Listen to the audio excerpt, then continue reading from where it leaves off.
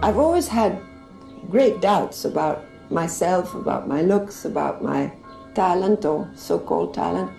And so I've never believed much of it. I've believed the results, and I'm very happy with them. It's been more than 20 years since the world lost Audrey Hepburn, the woman who defined elegance, grace, timeless beauty. To millions, she was perfection incarnate. The little black dress that changed fashion forever, the diamond smile that lit up screens, the gentle accent that melted hearts across continents. But here's what they never told you.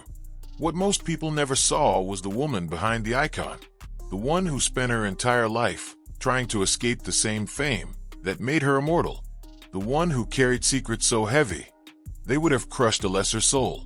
Today, we're pulling back the curtain on Audrey Hepburn's lifelong struggle with fame, a story of war, starvation, sacrifice, shattered dreams, and ultimately redemption. Because behind every glamorous photograph, every red carpet smile, every perfectly composed interview, there was a fragile heart searching desperately for something fame could never give her: peace. Let's go back to the beginning, before Hollywood, before the fame, before Audrey Hepburn even existed. Audrey Kathleen Rustin was born on May 4th, 1929, in Brussels, Belgium. Her childhood should have been filled with ballet lessons and music, innocence, joy. But the world had other plans. When World War II erupted, her family fled to Arnhem in the Netherlands, believing they'd be safer there. They were wrong. Within months, the Nazis invaded, and Audrey's entire world collapsed into darkness. Picture this: a teenage girl, barely 15 years old, watching soldiers march through her streets, watching neighbors disappear in the night, watching her own family's money, food, and hope vanish. Then came the Hunger Winter of 1944. The Nazis blocked all food supplies to punish the Dutch resistance. People were starving in the streets. Audrey survived on tulip bulbs and grass. Her legs swelled from malnutrition. Her skin turned yellow. At one point, she weighed barely 90 pounds. But here's the part that'll break your heart. Even while starving, Audrey danced. She performed in secret ballet shows to raise money for the Dutch resistance. She delivered hidden messages in her shoes, risking her life with every step. If the Nazis had caught her, she would have been executed on the spot. Years later, when asked about this time, Audrey rarely spoke about the heroism. Instead, she remembered the hunger, the fear, the sound of bombs, the faces of friends who never came home. Those dark years branded her soul forever. They taught her silence, discipline, and the art of survival, traits that would later define her calm, almost ethereal presence on screen. But they also left invisible scars that no amount of fame, no Oscar, no designer dress could ever heal. Behind that delicate smile, there was always the shadow of a girl who had once starved, a girl who was always afraid the world might collapse again. And in a way, it did. When the war finally ended in 1945, Audrey had only one dream left: to become a prima ballerina. Ballet had saved her during the war. It was her escape, her hope, her reason to survive. She moved to London, trained relentlessly, and pushed her body to the absolute limit. But there was a problem. Years of starvation had permanently damaged her body. She didn't have the strength, the stamina, the physical capacity to dance professionally at the highest level. Her dream died before it ever had a chance to live. Imagine that: surviving a war, surviving hunger, surviving Nazis, only to have your one dream taken away by the very thing that kept you alive. But fate, or destiny, or whatever you want to call it, had different plans. A small modeling job led to a chorus role in a West End musical. That led to a few minor film parts. And then, in 1951, while filming a small movie in Monaco, a famous French novelist saw her. His name was Colette, and she was searching for someone to play the lead in the Broadway adaptation of her novel Gigi. The moment she saw Audrey, she knew. "There," she said, "is my Gigi." Audrey hesitated. She had no formal acting training, no experience, no confidence, but she said yes. Gigi was a sensation, and Hollywood took notice. In 1953, director William Wyler cast this unknown actress in a romantic comedy called Roman Holiday, opposite Gregory Peck, one of the biggest stars in the world. Peck, a seasoned actor, was supposed to be the star. But the moment the cameras rolled, something magic happened. Audrey wasn't acting. She was simply being natural, honest, vulnerable. Peck himself insisted her name be above the title, equal to his. He later said, "I knew I was finished the moment I saw the rushes. She was going to win the Oscar, not me." And he was right. Audrey Hepburn won the Academy Award for Best Actress. Overnight, she became the symbol of a new kind of beauty. The kind that didn't demand attention, but quietly commanded it. The kind that made you lean closer, listen more carefully, and believe in goodness again. But that image, that perfect, graceful, untouchable image, would become both her greatest gift and her heaviest prison. Hollywood didn't just embrace Audrey Hepburn. It worshipped her. She became the queen of elegance. Every designer wanted her face. Every magazine wanted her photo. Every studio wanted her name above the title. She became the muse of Hubert de Givenchy, the legendary designer who created her iconic looks.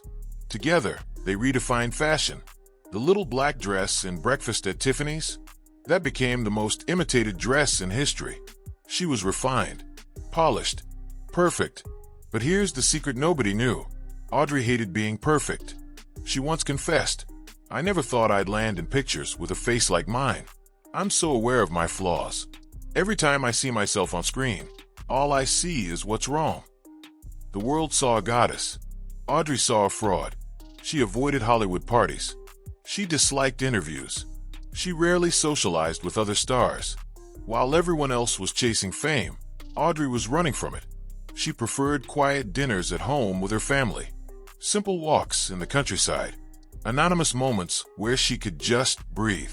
But the world wanted more roles, more photos, more smiles, more perfection. To her, fame wasn't freedom, it was exposure. It was a spotlight she couldn't escape, a mask she had to wear every single day. She once said, "Success is like reaching an important birthday and finding you're exactly the same." Think about that. She had everything the world told her to want: beauty, wealth, adoration, fame. And yet, she felt exactly the same as the starving girl in war-torn Holland. Fame made her powerful, but it also made her profoundly lonely. And as the cameras flashed brighter, Audrey began to disappear behind the very perfection she had created. The woman who survived a war was now fighting a different kind of battle, one against her own image. In 1954, Audrey fell in love with actor and director Mel Ferrer. He was older, sophisticated, and ambitious. They married, had a son named Sean, and the press declared them Hollywood's most perfect couple. But behind the headlines, things were far more complicated. Audrey desperately wanted stability, a quiet home, a loving family, a life away from the cameras. Mel, on the other hand, craved control. He was jealous of her success, resentful that her star shined brighter than his. Their marriage was tested by miscarriages, by constant travel, by the suffocating intrusion of fame. Audrey suffered multiple pregnancy losses, each one breaking her heart a little more. She once said, "The most important thing in life is to be a mother. Everything else is secondary." But Hollywood wouldn't let her be just a mother. They needed her to be an icon.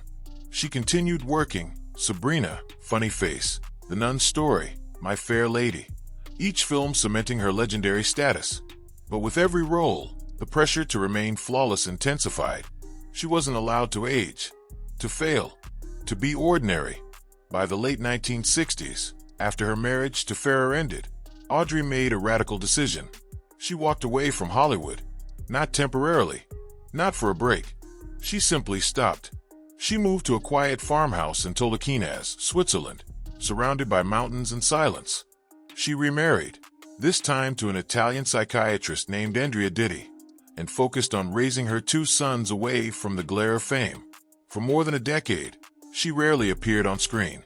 She turned down role after role, including major films that would go on to become classics. The press called it a retreat. But for Audrey, it was a rescue. For the first time in her life, she was living for herself, not for an audience. But even in that Swiss countryside, far from Hollywood, one question haunted her. Why me? Why did I survive the war when so many others didn't?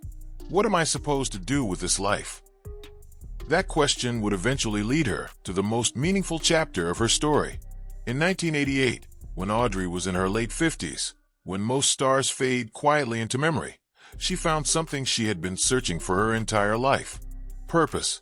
She became a UNICEF Goodwill Ambassador, traveling to some of the poorest, most dangerous corners of the world: Somalia, Sudan, Bangladesh, Ethiopia, Guatemala, to bring aid to children suffering from hunger, disease, and war. It was, in a profound way, her return to the past. When she saw children with swollen bellies and hollow eyes, she saw herself. She saw the teenage girl in Arnhem, eating tulip bulbs to survive. She saw the fear, the desperation, the fragile hope that tomorrow might be better. And this time, she had the power to help.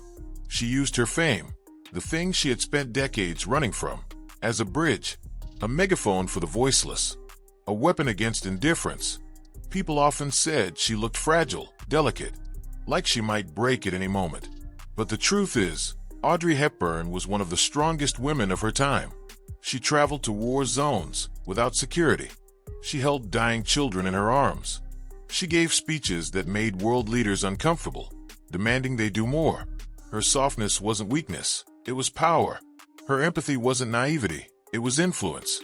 And though she rarely spoke about her own struggle with fame anymore, her actions told a story louder than any words ever could. That happiness doesn't come from being seen, but from seeing others. That fame is only meaningful if you use it to light the way for someone else. For the first time in her life, Audrey wasn't running from the cameras. She was leading them, straight into the places the world preferred to ignore.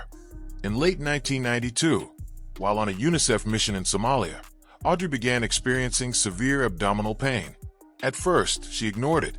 There was too much work to do, too many children who needed help. But when she returned to Switzerland, the pain became unbearable. The diagnosis was devastating: appendiceal cancer, a rare and aggressive form that spreads quickly and silently. By the time they caught it, it was too late. She underwent surgery, but the cancer had already metastasized. The doctors gave her months, maybe weeks. Even then, even facing death, Audrey refused to let despair define her final chapter. Surrounded by her two sons, her partner Robert Wolders, and close friends, she spent her last days in the home she loved, overlooking the Swiss countryside. She didn't want sadness. She didn't want pity. She wanted gratitude. She made lists of all the things she was thankful for: her children, her garden, the sound of rain, the faces of the children she'd helped. On January 20th, 1993, at the age of 63, Audrey Hepburn took her last breath. The world mourned a legend, but what it truly lost was something far more valuable than a movie star. It lost a woman who had carried grace like a shield through every battle of her life. A woman who proved that strength doesn't always roar. Sometimes it whispers. 20 years have passed since that quiet morning in Switzerland. And yet, Audrey's face still glows on posters, in perfume ads, on bedroom walls of dreamers around the world. But here's the truth that took the world 2 decades to fully understand. Audrey Hepburn's legacy isn't her beauty. It's not her films. It's not even the fashion. It's the lesson her life whispers to anyone willing to listen: that the world can adore you, and you can still feel utterly alone. That success can open every door, but only kindness keeps them open. That fame may give you everything the world has to offer, except peace. Audrey never stopped being that little girl from war-torn Europe, hungry, hopeful, and determined to find love in a world that often forgot how to give it. She never felt like she deserved the fame. She never believed she was as beautiful as the world said. She never understood why she survived when so many others didn't. But maybe that's exactly why she remains timeless. Because her story wasn't about glamour. It was about survival, about resilience, about choosing compassion over comfort, service over celebrity, silence over applause. She once said, "The best thing to hold on to in life is each other." That's the truth she carried beyond the red carpet, beyond the spotlight, and beyond the grave. Audrey Hepburn didn't just act with grace. She lived with it, every single day, through war, through fame, through heartbreak, through illness. And 20 years after her passing, The world finally understands something she always knew. Her struggle with fame was never a curse. It was the price she paid for being truly, beautifully, devastatingly human. So the next time you see that iconic photograph of Audrey in the little black dress, holding a cigarette holder and looking impossibly elegant, remember the girl beneath the image. The girl who survived Nazis, who danced for the resistance, who starved and still found the strength to smile. The woman who walked away from Hollywood at its peak because she knew there was something more important than fame. The humanitarian who spent her final years holding children in war zones, giving them the hope she once desperately needed. That's the real Audrey Hepburn. That's the untold truth. Thank you for watching. If this story moved you, subscribe for more untold truths behind Hollywood's most unforgettable legends. Because sometimes, the most beautiful lives are the ones lived in silence. But their echoes? Those last forever.